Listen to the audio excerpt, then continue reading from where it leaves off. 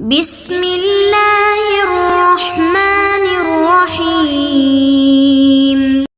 بسم اللہ الرحمن الرحیم۔ السلام علیکم ورحمۃ اللہ وبرکاتہ۔ عزیز طلباء، امید ہے بخیر و عافیت ہوں گے۔ تفسیر جلالین سورۃ النساء سبق نمبر 177 کے ساتھ آپ کے سامنے حاضر ہیں۔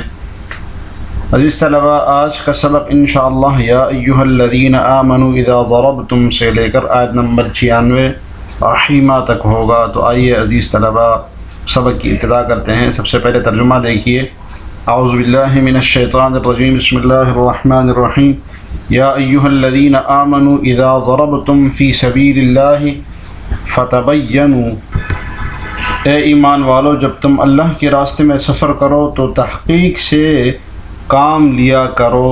ولا تقولوا لمن القى الیکم السلام لست مؤمنا، اور جو شخص تم کو سلام کرے تو دنیاوی زندگی کا سامان حاصل کرنے کی خواہش میں اس کو یہ نہ کہو کہ تم مومن نہیں۔ تبتغون عرض الحیات الدنیا، کہ تم دنیاوی زندگی کی خواہش رکھتے ہو۔ فعند اللہ مغانم کثیرہ، پس اللہ کے ہاں مال غنیمت کے بڑے ذخیرے ہیں۔ کذالک کنتم من قبل، تم بھی تو پہلے ایسے ہی تھے۔ فمن اللہ علیکم، پھر اللہ نے تم پر فضل کیا۔ فتبینوا، لہذا تحقیق سے کام لو۔ ان اللہ کان بما تعملون خبیرا، بے شک جو کچھ تم کرتے ہو اللہ سب سے پوری طرح باخبر ہیں۔ جس طلباء تفسیر دیکھیے۔ ونزل لما مر نفر من الصحابة برجل من بنی سلیم، فرمائیے جو آگے آنے والی آیت ہے ایھا الذین آمنوا اذا ضربتم، یہ تب نازل ہوئی جب صحابہ کی ایک جماعت قبیلہ بنو سلیم کے ایک آدمی کے پاس سے گزری۔ وہو یسوق غنما، وہ اپنی بکریاں ہانکے جا رہا تھا۔ فسلم علیہم، تو انہوں نے صحابہ کرام کو سلام کیا۔ فقالوا، تو صحابہ کرام نے کہا ما سلم علینا الا تقیۃ، کہ یہ شخص تو صرف جان بچانے کے لیے ہمیں سلام کر رہا ہے۔ فقتلوہ، تو انہوں نے اس کو قتل کر دیا۔ واستاقوا غنمہ، اور اس کی بکریوں کو ہانک کر لے گئے۔ یہ صاحب جلالین نے یہ شان نزول اس کا بیان کیا ہے۔ تفصیلی واقعہ اس کا یہ ہے جس کو عبداللہ ابن عباس رضی اللہ عنہما نے روایت بھی کیا ہے۔ اکثر مفسرین نے اس کو لکھا ہے کہ یہ آیت مرداس نامی ایک شخص کے بارے میں نازل ہوئی جو اہل فتق یعنی قبیلہ بنو سلیم میں سے ہی تھا، اور یہ واحد شخص تھا جو اپنے قبیلے میں مسلمان ہوا تھا۔ تو باقی جو قبیلہ تھا ان میں سے کوئی بھی مسلمان نہیں ہوا تھا۔ تو آپ علیہ الصلوۃ والسلام نے ایک جماعت، ایک سریہ بھیجا اس قوم کی طرف، اور غالب بن فضالہ رضی اللہ عنہ کو ان پر امیر بنایا۔ تو جب اس قبیلے والوں نے مسلمانوں کو صحابہ کرام کو آتے ہوئے دیکھا تو یہ سب اپنا قبیلہ چھوڑ کے چلے گئے، بھاگ گئے، یعنی کہ سوائے اس مرداس کے، یہ وہیں پر ٹھہرا رہا کیونکہ یہ مسلمان ہو گیا تھا۔ تو اپنے اسلام لانے کے اوپر بہت بھروسے کی وجہ سے اس کے دل میں ڈر نہیں تھا، تو اس نے کہا تو میں تو مسلمانوں میں سے ہی ہوں، اس لیے نہیں بھاگا۔ تو یہ پہلے اپنے بکریاں، اس نے دیکھا کہ مسلمان آ رہے ہیں سامنے سے اور تلواریں ہیں ان کے پاس، تو ڈر کے مارے ذرا پہاڑ پہ چڑھ گیا اپنی بکریوں کو بھی ساتھ لے کر۔ تو جب جماعت قریب آئی تو اسے اور اللہ اکبر اذان کی آواز آئی تو اسے معلوم ہو گیا کہ یہ تو صحابہ کرام ہیں، مسلمان آ رہے ہیں۔ تو یہ کلمہ پڑھتے ہوئے پہاڑ سے نیچے اترا اور کلمہ پڑھ رہا تھا، اور مسلمانوں کو آ کر سلام کیا اس نے۔ تو حضرت اسامہ بن زید رضی اللہ عنہ نے اس کو قتل کر دیا، اور اس کی جو بکریاں تھیں مسلمان لے کر مدینہ آ گئے۔ نبی صلی اللہ علیہ وسلم کے پاس جب خبر پہنچی تو آپ پر یہ بات بہت زیادہ شاق گزری، اور اسامہ بن زید سے مشہور روایت ہے، آپ بار بار فرماتے جا رہے تھے حلا شققت قلبہ، کیا آپ نے اس کے دل کو چیر کے دیکھا تھا کہ اس میں مسلمان تھا، اسلام تھا یا نہیں تھا، یعنی آپ نے کیوں اس کو قتل کیا؟ آپ علیہ السلام کو اتنا شدید دکھ ہوا اس بات پر۔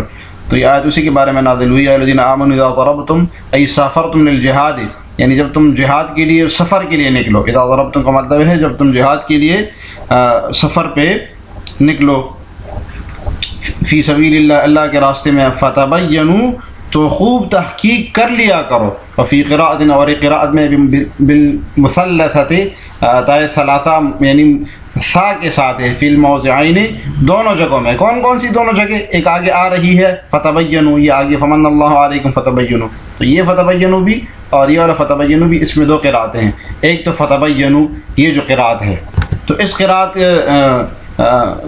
کی صورت میں اس کا معنی ہوگا کہ خوب اچھی طریقے سے تحقیق کر لو اور خوب واضح کر لو معاملے کو، اس کے بعد کوئی اقدام کر لو۔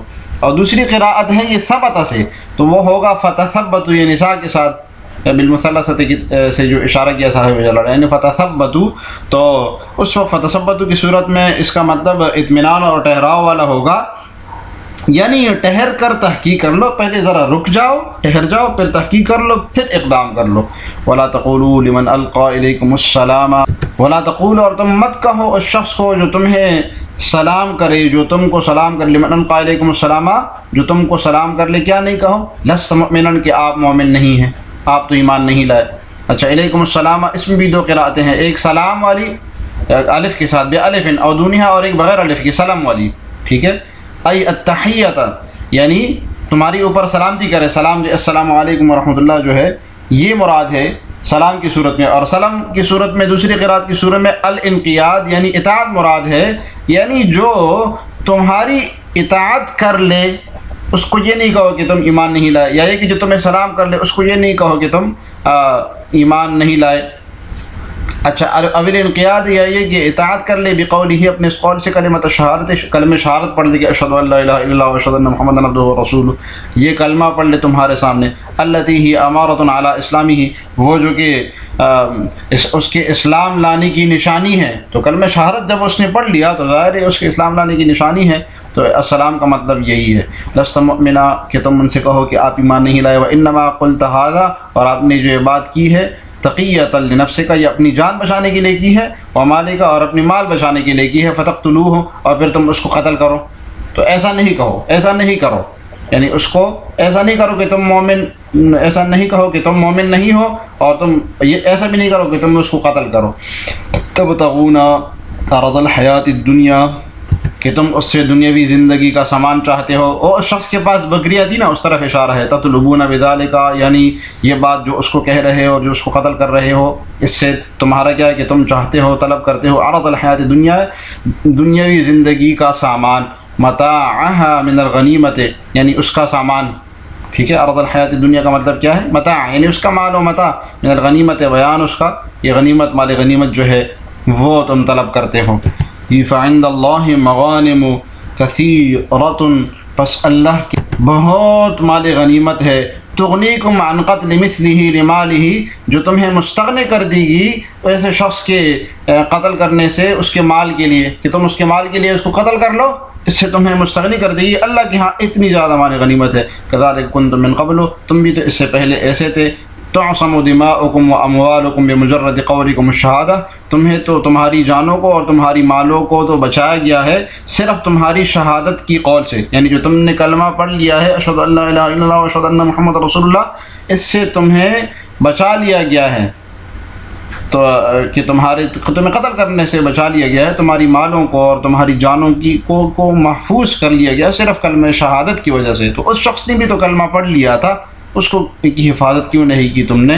تو تم بھی پہلے ایسے تھے، اللہ تعالیٰ نے تمہارے اوپر احسان کیا اور تمہیں اسلام اور ایمان کی دولت بخشی، تو جو شخص تمہارے پاس آ کے کلمہ پڑھ رہا ہے کم از کم اس کی تحقیق تو کر لینی چاہیے۔ فمن اللہ علیکم، بس اللہ نے احسان کیا تم پر، بالاشتہار بالایمان والاستقامت، سورۃ احسان، کہ تمہارے ایمان اور استقامت کو اللہ تعالیٰ نے شہرت دی، مشہور کر دیا، یہ احسان کیا اللہ تعالیٰ نے تمہارے پر۔ فتبینوا، پس تم تحقیق کر لیا کرو، یا دوسری قرات میں فتثبتوا، کہ تم ذرا ٹھہر جاؤ، رک جاؤ، معاملے کو دیکھ لو، ان تقتلوا مؤمنا، یہ کہ تم کسی مومن کو قتل کر لو، وفعلوا بالداخل فی الاسلام کما فعل بکم، اور جو شخص اسلام میں داخل ہوتا ہے اس کے ساتھ وہی معاملہ کرو، کما فعل بکم، جیسے تمہارے ساتھ کیا گیا، یعنی جو تم اسلام لے آئے، جو تمہارے ساتھ معاملہ کیا گیا وہی معاملہ ان کے ساتھ کیا کرو جو اسلام میں داخل ہو جائے۔ ان اللہ کان بما تعملون خبیرا، جو بھی کچھ تم کرتے ہو اللہ تعالیٰ اس سے باخبر ہے۔ ویجازیکم بہ، پس اللہ تعالیٰ تمہیں اس کا بدلہ دے گا۔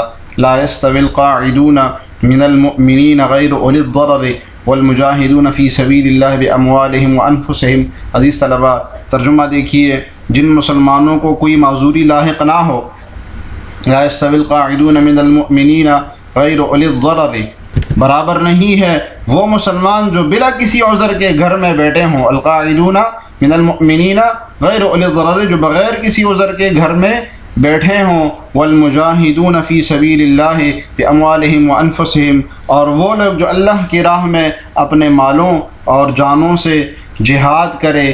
فضل اللہ المجاہدین باموالہم وانفسہم، اللہ تعالیٰ نے ان لوگوں کا درجہ بہت زیادہ بنایا ہے جو اپنے مالوں اور جانوں سے جہاد کرتے ہیں۔ علی القاعدین درجۃ، بنسبت گھر میں بیٹھے رہنے والوں کے۔ وکلا وعد اللہ الحسنى، اور سب سے اللہ نے اچھے گھر کا وعدہ کر رکھا ہے۔ ففضل اللہ المجاہدین علی القاعدین اجرا عظیما، اور اللہ نے مجاہدین کو بمقابلہ گھر میں بیٹھے رہنے والوں کے بڑا اجر عظیم دیا ہے۔ جی، اس آیت کے شان نزول کے بارے میں بتایا جاتا ہے کہ نبی اکرم صلی اللہ علیہ وسلم حضرت زید بن ثابت سے لا یستوی القاعدون من المؤمنین یہ آیت لکھوا رہے تھے کہ پیچھے عبداللہ ابن مکتوم رضی اللہ عنہ کھڑے تھے، تو انہوں نے عرض کیا کہ یا رسول اللہ، اگر میں نابینا نہیں ہوتا تو میں بھی جہاد میں ضرور شریک ہو جاتا۔ تو اس پر یہ غیر اولی الضرر والی زیادتی پھر اس میں نازل ہو گئی۔ تو بہرحال ایک اور بھی روایت یہ بیان کی جاتی ہے کہ یہ آیت ان لوگوں کے متعلق نازل ہوئی ہے جو غزوہ بدر میں پیچھے رہ گئے تھے۔ لا یستوی القاعدون من المؤمنین عن الجہاد، بیٹھے رہنے والے مومنین میں سے، جہاد سے بیٹھے رہنے والے، یعنی جہاد سے جو پیچھے رہ گئے تھے۔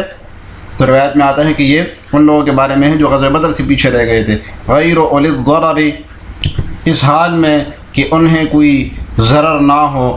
غیر میں دو قراتیں ہیں، ایک رفع والی بالرفع، رفع کی حالت میں صفتن، یہ صفت ہوگی جو قاعدون ہے، القاعدہ یستوی القاعدون میں قاعدون ہے، اس کی صفت بنے گی۔